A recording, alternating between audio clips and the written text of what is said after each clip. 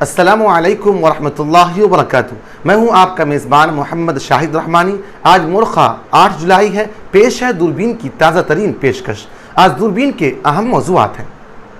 तमाम मकातीब फ़िक्र के उलमा इकराम व अकाबरीन ने यूनिफॉर्म सिविल कोड के खिलाफ मुश्तरका बयान जारी किया है। आज की दूरबीन में देखिए उन तमाम अकाबरीन की फहरिस्त और ख़बर की पूरी तफसील। नोबल इनाम याफ्ता माहिर माशियात अमृता सिंह ने यूनिफॉर्म सिविल कोड को लेकर जारी हंगामे के दरमियान मरकज़ की मोदी हुकूमत को शदीद तनकीद का निशाना बनाया है। उन्होंने अपने बयान में कहा है कि यूनिफॉर्म सिविल कोड दरअसल हिंदू राष्ट्र की तामीर में उठाया गया पहला कदम है। मोदी कुन्नियत हद के इज्जत केस में गुजरात हाई कोर्ट के फैसले के बाद कांग्रेस के हामियों की तरफ से मुल्कगीर रद्द-ए-अमल सामने आया है। कांग्रेस कारकुनों ने दिल्ली में पार्टी हेडक्वार्टर पर एहतजाज भी किया। क्या है पूरा मामला, आज की दूरबीन में जरूर देखिए। ईडी ने जुमा के रोज आबकारी मामले में एक सख्त कदम उठाते हुए मनीष सिसोदिया समेत कुछ दीगर लोगों की मिल्कियत कुर्क कर ली। कुर्क की गई मिल्कियतों की मजमूई कीमत 52.24 करोड़ रुपए बताई जा रही है। भारतीय खवातीन रेसलर्स को जिनसी तौर पर हरासा किए जाने के मामले में रेसलिंग एसोसिएशन के साबिक सदर और बीजेपी के रुकन पार्लिमान ब्रजभूषण शरण सिंह की मुश्किलात बढ़ती हुई नजर आ रही है। तफसीलात में देखिए इस खबर की तहकीकी रिपोर्ट। जम्मू कश्मीर के दारुल हुकूमत श्रीनगर में एक एग्जीक्यूटिव मजिस्ट्रेट ने दर्जन भर अफराद को एक तकरीब के दौरान भारत का कौमी तराना पढ़े जाने के दौरान खड़े न होने के पादाश में जेल रसीद कर दिया है। गुज़िश्ता रोज यानी जुमा को कोलकाता से सिकंदराबाद जाने वाली फलकनुमा सुपरफास्ट ट्रेन में आग लग गई। ट्रेन के 4 डब्बों में शॉर्ट सर्किट के बाइस आग लगने के शोले भड़क उठे। जानिए पूरा मामला। वज़ीर आज़म पाकिस्तान शहबाज शरीफ की जानिब से मुल्कगीर यौम तक़दीस कुरान की कॉल दी गई थी। मुतअद्दिद सियासी और मजहबी जमातों ने उसकी हिमायत भी की। इस दौरान गुज़िश्ता नमाज जुमा के बाद मुल्कगीर एहतजाजी मुज़ाहिरे किए गए। अमरीकी रियासत ईवा में कम ग्रेड मिलने पर टीचर को कत्ल करने वाले एक 17 साल तालिब इल्म को अदालत ने उम्र कैद की सजा सुना दी है। दूरबीन की तफसीलात में जानिए पूरा मामला। पाकिस्तान की क्रिकेट टीम में जब से मोहम्मद रिजवान बतौर विकेट कीपर बैट्समैन अच्छी कारकर्दगी दिखाकर अपनी जगह बनाई है, तब से ही सरफराज अहमद की टीम में वापसी का सवाल हर उस मौके पर उठता है जब कोई टेस्ट सीरीज आती है। आप हमें YouTube पर देखने के अलावा हमारे तमाम सोशल मीडिया पेजेस पर भी फॉलो कर सकते हैं। आप फिक्र नजर उर्दू का प्रोग्राम दूरबीन देख रहे हैं। All India Muslim personal law board ने यूनिफॉर्म सिविल कोड के खिलाफ तमाम मकातीब फ़िक्र के उलमा इकराम व अकाबरीन की मुश्तरका प्रेस रिलीज जारी की गई है। बोर्ड का कहना है कि मुस्लिम पर्सनल लॉ, जिसकी असास शरीयत एप्लीकेशन एक्ट 1937 है, इससे हमारे मुल्क में मुसलमानों की मजहबी शनाख्त मुताल्लिक है। इसमें से बेशतर अहकाम कुरान मजीद की सरीह आयात और मुतबर हादीस से साबित है, इसलिए उन पर उम्मत का इजमा व इत्तिफाक है। इसलिए मिल्लत इस्लामिया हिंद का हुकूमत हिंद से मुत्तफ़िक़ा मुतालबा है कि मुस्लिम पर्सनल लॉ को मुतासिर करने वाला कानून यूनिफॉर्म सिविल कोड लाने का इरादा तर्क कर दे और दस्तूर की बुनियाद पर हुकूक के तहत मुल्क के तमाम लोगों को अपने मजहब पर अमल करने की जो आज़ादी दी गई है उसका एहतराम करे। बोर्ड ने मुसलमानों से अपील की है कि 22वीं लॉ कमीशन ऑफ इंडिया ने यूनिफॉर्म सिविल कोड के सिलसिले में मुल्क के शहरियों से जो राय तलब की है उसका जरूर जवाब दें। अपने जवाब में ये वाज़ेह करें कि हमें यूनिफॉर्म सिविल कोड कतन कबूल नहीं है। कोशिश करें कि 14 जुलाई से पहले हर तंजीम अपने तंजीम की तरफ से और हर शख्स अपनी इनफरादी हैसियत से लॉ कमीशन तक ईमेल या किसी और जरिए से अपना जवाब पहुँचा दे।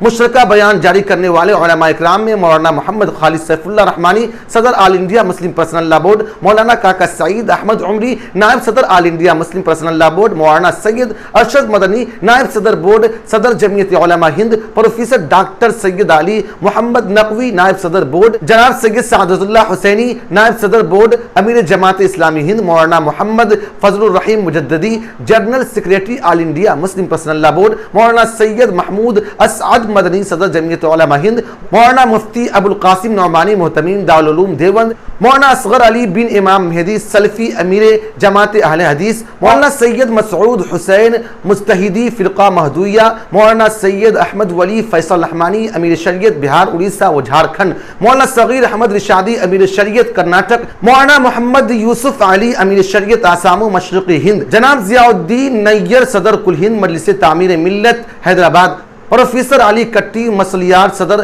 केरला जमीयत उलमा, मौलाना हकीम मोहम्मद अब्दुल्ला मुगीसी सदर आल इंडिया मिल्ली कौंसिल, मौलाना सैयद बिलाल अब्दुल हई हसनी नदवी नाजिम नदवतुल उलमा लखनऊ, मौलाना मोहम्मद सुफियान कासमी मोहतमीम दारुल उलूम वक्फ देवबंद, मौलाना सैयद मोहम्मद शाहिदुल हुसैनी मज़ाहिरी नाजिम जामिया मज़ाहिरुल उलूम सहारनपुर, मौलाना मुफ्ती अहमद खानपुरी गुजरात काबिल जिक्र हैं।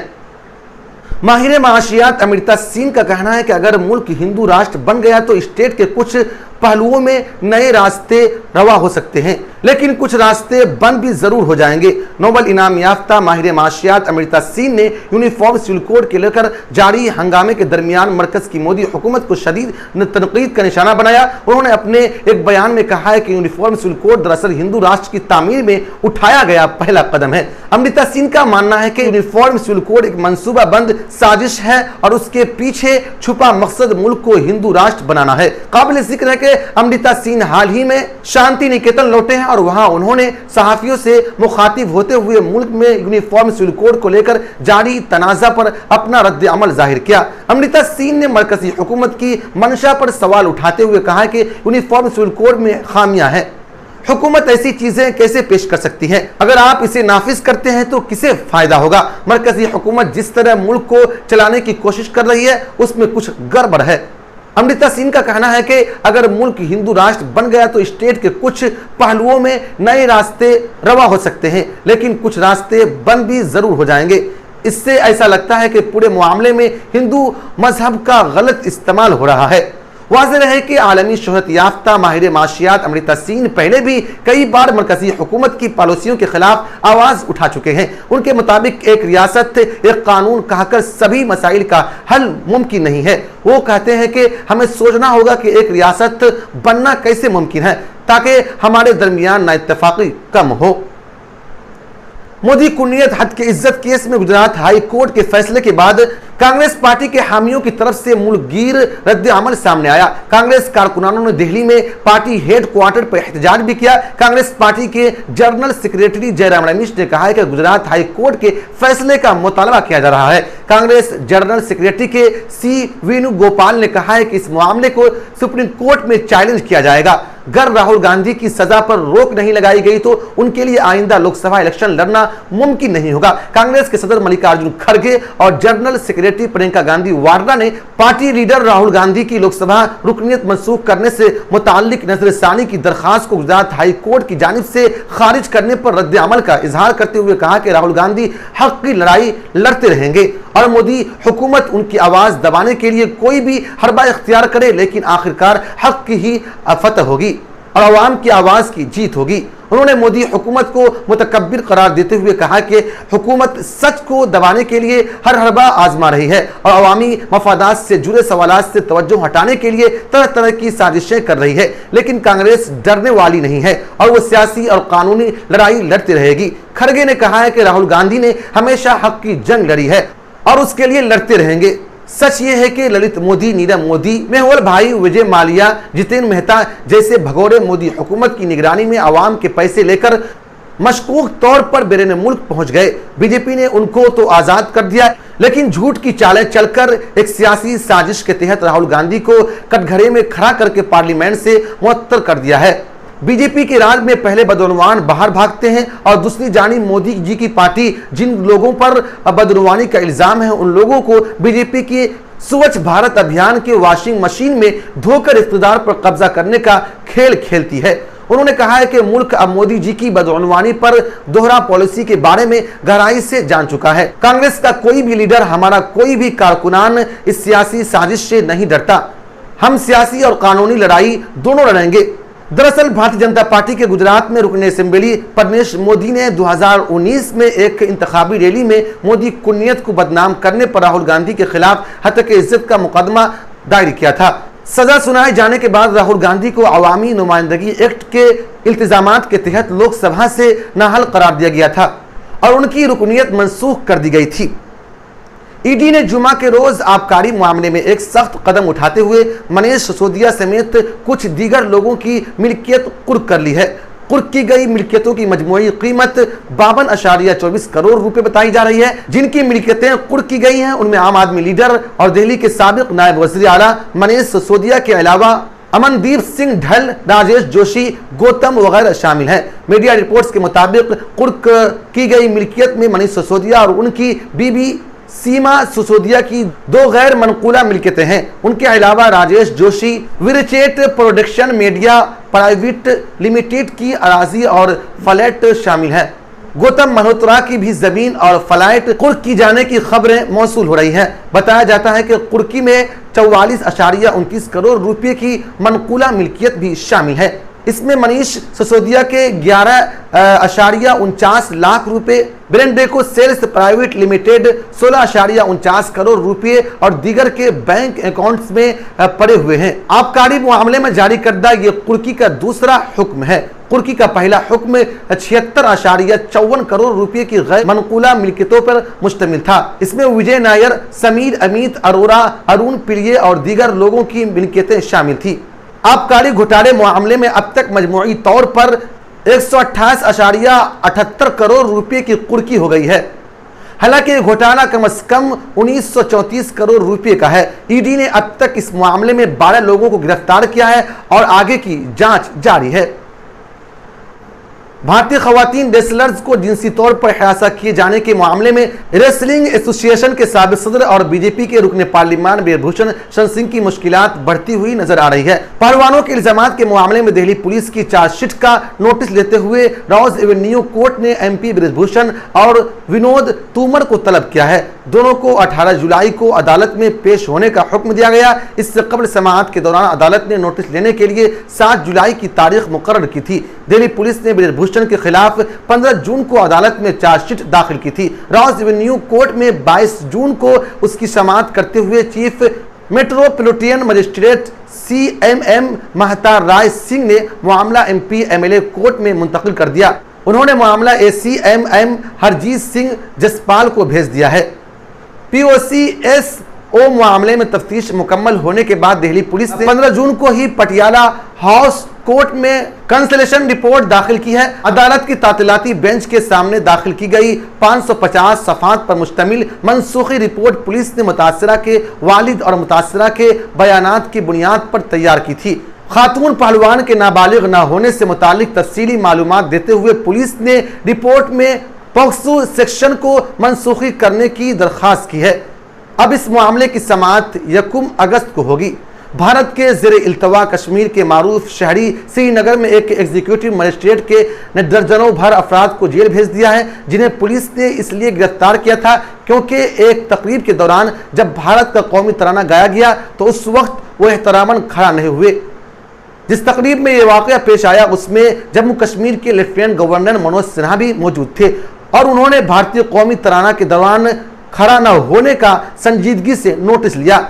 उसके बाद पुलिस ने उन अफराद को गिरफ्तार कर लिया। ये वाक़या 3 जुलाई का है और इब्तिदा में जब ये खबरें आई थी तो पुलिस हुक्काम ने इस पर बात तक नहीं की। ताहम जब ये खबर सोशल मीडिया पर वायरल हुई तो जिन अफराद को गिरफ्तार किया गया है उसमें शायद पुलिस वाले भी शामिल है। तो पुलिस ने अपना बयान जारी किया। जम्मू कश्मीर की पुलिस ने अपनी एक ट्वीट में पुलिस अहलकारों की गिरफ्तारी की तरदीद करते हुए कहा है कि इस हवाले से गैर मुसद्दका खबरें गर्दिश में हैं और इसमें कहा गया है कि 14 पुलिस अहलकारों या दीगर अफराद को कौमी तराना की तौहीन करने पर गिरफ्तार करने या मुअत्तल करने की खबर गलत है, बल्कि CRPC की दफ़ा 115-107 के तहत आम 12 अफराद को अच्छा बर्ताव न करने के लिए पकड़ा गया है। हुक्काम के मुताबिक गिरफ्तार शुदा अफराद को 3 जुलाई के रोज श्रीनगर में आनियाड इलाके के एग्जीक्यूटिव मजिस्ट्रेट के सामने पेश किया गया, जिसने उन्हें एहतियाती हिरासत के तौर पर श्रीनगर सेंट्रल जेल भेज दिया। मजिस्ट्रेट की जानिब से जारी एक नोटिस में कहा गया है कि 3 जुलाई को श्रीनगर के थाने नशात के मज़कूरा मुलजिमान को अदालत में पेश किया गया। उनके खिलाफ भारतीय की दफ़ा 151-107 के तहत मुकदमा दर्ज किया गया है। मज़कूरा बाला हक़ाइक़ के पेश नज़र थाना नशात के एसएचओ को हिदायत दी गई है कि वह मज़कूरा मुलजिमान को आज से 7 दिन के लिए सेंट्रल जेल श्रीनगर में नजरबंद रखे और कानून के तहत केस पर कार्रवाई करे। वादी कश्मीर की पुलिस ने हाल ही में साइकिल एसोसिएशन के ताउन से साइकिल सवारों की एक रैली का इनेकाद किया था। इसमें कुछ लोगों ने हिस्सा लिया था और लेफ्टिनेंट गवर्नर ने इसी की अवार्ड तकरीब में शिरकत की थी। पुलिस जराये का कहना है कि जब लेफ्टिनेंट गवर्नर की मौजूदगी में भारत का कौमी तराना गाया जा रहा था तो सामाईन में से कुछ लोग खड़े नहीं हुए। पुलिस ने कुछ अफराद की शनाख्त करके उन्हें हिरासत में ले लिया। जिन अफराद को गिरफ्तार किया गया है वो सब के सब वादी कश्मीर के मकामी रिहायशी हैं, जिनकी उम्रें 21 से 54 साल के दरमियान हैं। ख्याल है कि कौमी तराना का मुबैना एहतराम न करने के एक मुकदमे की समाअत करते हुए जुलाई 2021 में जम्मू कश्मीर हाई कोर्ट ने कहा था कि कौमी तराना के एहतराम में खरा न होना बुनियादी जिम्मेदारियों की खिलाफ वर्जी तो हो सकती है, लेकिन इसे कानून के तहत कोई जुर्म करार नहीं दिया जा सकता। जुमा के रोज फलकनुमा सुपरफास्ट ट्रेन में आग लगने से ट्रेन का एक बड़ा सानिहा टल गया और मुसाफिर मौजज़ाना तौर पर बच गए। सिकंदराबाद जाने वाली फलकनुमा सुपरफास्ट ट्रेन के 4 डब्बों में शॉर्ट सर्किट के बायस आग लगने के शोले भड़क उठे। रेलवे हुक्काम ने बरवक्त मुदाखलत करते हुए मुसाफिरों को बाहर निकालने से कोई नुकसान नहीं पहुंचा। ये वाक़या तेलंगाना के यादाद्री भुवनागिरी जिला में पिगीडिपली और बुमाई पिल्ले के दरमियान पेश आया। अलर्ट हुक्काम की जानिब से फौरी रद्द-ए-अमल की वजह से ट्रेन को उस मकाम पर फौरी तौर पर रोक दिया गया, जिससे मुसाफिरों को मुतासिरा कोचों से बहिफाजत बाहर निकाला गया। इस वाक़ये में कोई जानी नुकसान नहीं हुआ। इत्तलात के मुताबिक आग लगने से 4 बोगियों को शदीद नुकसान पहुंचा है। फौरी तौर पर मौसूल होने वाले इत्तलात के मुताबिक हादसे में जानी नुकसान नहीं हुआ है और न ही कोई जख्मी हुआ है। रेलवे हुक्काम ने मौके पर पहुंचकर इमदादी कार्रवाइयां शुरू कर दी। शॉर्ट सर्किट के बावजूद ताहाल मालूम नहीं हो सकी। फलकनुमा एक्सप्रेस हावड़ा से शुरू हुई और अपनी मंजिल तक पहुंचने के आखिरी मरहले में आतिशज़दगी की शिकार हो गई। रेलवे के जीएम अरुण कुमार जैन मौके पर पहुंच गए। उन्होंने बताया कि अलर्ट अफसरान की समझबूझ से ट्रेन को बर वक्त रोक दिया गया, जिसकी वजह से कोई जानी नुकसान नहीं हुआ। काबिल जिक्र है कि साउथ सेंट्रल रेलवे को एक गुमनाम खत भी मौसूल हुआ है, जिसमें हैदराबाद दिल्ली रूट पर उड़ीसा जैसे ट्रेन सानिहे की धमकी दी गई। रेलवे हुक्काम ने हैदराबाद पुलिस को खत की वसूली से आगाह कर दिया। डिप्टी कमिश्नर ऑफ पुलिस चन्ना डिप्टी ने पीर को कहा है कि उन्हें 3 दिन पहले इत्तला मिली थी और पुलिस इस खत को भेजने वाले शख्स का पता लगाने के लिए छानबीन कर रही है। वाज़ेह है कि 2 जून को उड़ीसा के बालासोर में ट्रेन हादसे में 290 से ज्यादा लोग हलाक हो गए थे। वज़ीर आज़म पाकिस्तान शहबाज शरीफ की जानिब से मुल्कगीर यौम तक़दीस कुरान की कॉल दी गई थी। मुतअद्दिद सियासी और मजहबी जमातों ने इसकी हिमायत भी की। इस दौरान नमाज जुमा के बाद मुल्कगीर एहतजाजी मुजाहिरा किया गया। अपोजिशन पाकिस्तान तहरीक इंसाफ की तरफ से सोशल मीडिया पर जारी एक बयान में कहा गया है कि सूडान में कुरान पाक की बेहुरमती के खिलाफ चेयरमैन इमरान खान के कॉल पर पुरअमन एहतजाजी मुजाहिरा किया गया। पूरी कौम मुत्तहिद होकर मगरिब को वाज़ेह पैगाम देकर आयत मुक़द्दसा की बेहुरमती किसी भी सूरत में बर्दाश्त नहीं की जा सकती। पाकिस्तान की क्रिकेट टीम में जब से मोहम्मद रिजवान बतौर विकेट कीपर बैट्समैन अच्छी कारकर्दगी दिखाकर अपनी जगह बनाई, तब से ही सरफराज अहमद की टीम में वापसी का सवाल हर उस मौके पर उठता है जब कोई टेस्ट सीरीज आती है। एक ऐसा ही मौका फिर से आया है, क्योंकि पाकिस्तान और श्रीलंका के दरमियान टेस्ट सीरीज रवां माह के वस्त से शुरू होने वाली है। ऐसे में जब कप्तान बाबर आजम जुमरात को प्रेस कॉन्फ्रेंस के लिए पहुंचे तो उनसे एक सहाफ़ी ने सरफराज का सवाल फिर से कर दिया। वाज़ेह है कि टेस्ट सीरीज के लिए जिस टीम का ऐलान किया गया है उसमें सरफराज और मोहम्मद रिजवान दोनों ही बतौर विकेट कीपर मौजूद हैं, जबकि सीरीज में नायब कप्तान भी मोहम्मद रिजवान हैं। पाकिस्तान और श्रीलंका की क्रिकेट टीमों के दरमियान टेस्ट मैच की सीरीज का आगाज 16 जुलाई से हो रहा है। नेशनल स्टेडियम कराची में होने वाली प्रेस कॉन्फ्रेंस में मुख्तलिफ सवालात के जवाब के दौरान बाबर आजम से पूछा गया कि रिजवान और सरफराज के दरमियान उनकी पहली चॉइस क्या होगी और क्या वो सरफराज को एक बैट्समैन के तौर पर लेंगे। तो इस सवाल के जवाब में पहले तो बाबर आजम ने जवाबन सवाल उठा दिया कि आपको लगता है कि वो बतौर बैट्समैन खेल सकते हैं। इस पर सहाफी ने दोबारा पूछा कि आपकी चॉइस क्या है, जिस पर बाबर आजम ने कहा कि चॉइस का भी बताना कब्ल अज वक्त। ताहम उन्होंने कहा कि सरफराज ने पिछले सीरीज बहुत अच्छी खेली। बाबर आजम ने मजीद कहा कि मेरी कोशिश होगी कि मेरी पहली चॉइस वही होंगे, लेकिन वहां जाकर देखेंगे कि किस कॉम्बिनेशन के साथ खेलेंगे, हमारी बैटिंग लाइन क्या होगी। ताहम कोशिश होगी बेस्ट कॉम्बिनेशन के साथ खेलेंगे। सन 2019 में सरफराज अहमद की जगह पाकिस्तान की टेस्ट टीम की कप्तानी पहले अजहर अली और फिर बाबर आजम को सौंप दी गई थी, जिसके बाद से वो बतौर विजरो या मुतबादिल कीपर टीम के साथ मौजूद रहे। इसी दौरान पाकिस्तान को विकेट कीपर की सूरत में मोहम्मद रिजवान मिल गए हैं, जिन्होंने तीनों ही फॉर्मेट्स में उम्दा कारकर्दगी का मुजाहिरा किया है। फिक्र नज़र के खास बुलेटिन दूरबीन की गुज़िश्ता पेशकश में मोहम्मद समीर, ज़फ़ीरुद्दीन नहमानी, मुश्ताक शेख, सबा अख्तर, अब्दुल कादिर नसीम, अहमद नदवी, मुतिउल्लाह शेख, अब्दुल शकूर रहमानी वगैरह ने अपना कीमती तबसरा करके हमारी हौसला अफजाई की है। हम अपने तमाम नाजरीन का शुक्रिया अदा करते हैं। आप मुझसे और हमारे साथियों से ट्विटर पर भी रब्ता कर सकते हैं। हमारा ट्विटर हैंडल है @फिक्रो नज़र। शुक्रिया।